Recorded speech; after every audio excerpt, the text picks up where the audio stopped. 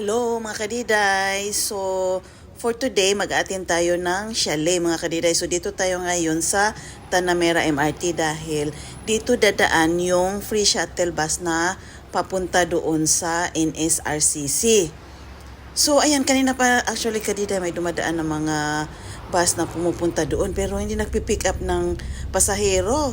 Nagbababa lang. So, ayan, pagdating kaagad ng bus ay sumakay kaagad si kadiday ninyo. Kaya, yun ay papunta na tayo doon. Nasa bus na tayo mga kadiday. First time ko talagang mag-attend ng chalet dito sa NSRCC mga kadiday dahil palagi akong nag-attend ng chalet. Palagi kami nagbubuking doon lang sa banda sa may Pasiris. So, dito banda sa may Tanamera yun. Ito na nga yung NSRCC. Hindi talaga ako punta dito. First time ko talaga ngayon mga kadiday.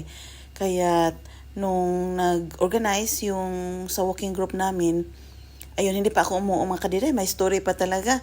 Nung na-out na yung roster, kinausap ko pa yung mother namin na kung pwede bang palitan yung extra day off ko para nga maka-attend ako nito. Pero hindi ko sinabi mga kadiday. Ayun, pumayag naman siya kaya ayun, nag-confirm na ako na coming nga ako sa chalet na ito mga kadiday.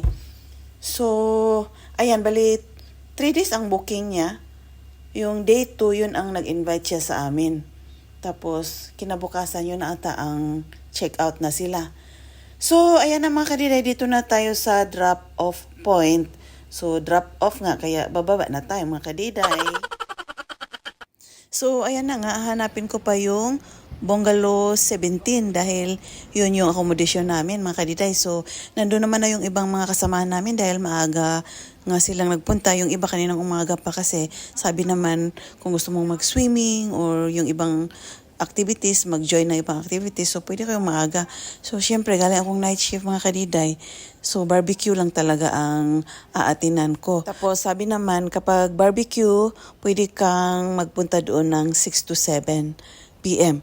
So, kaya ayan, mga 6 plus na din mga kadiday. And I think mahaba na itong mini vlog ko mga kadiday. So, see you in part 2. Bye!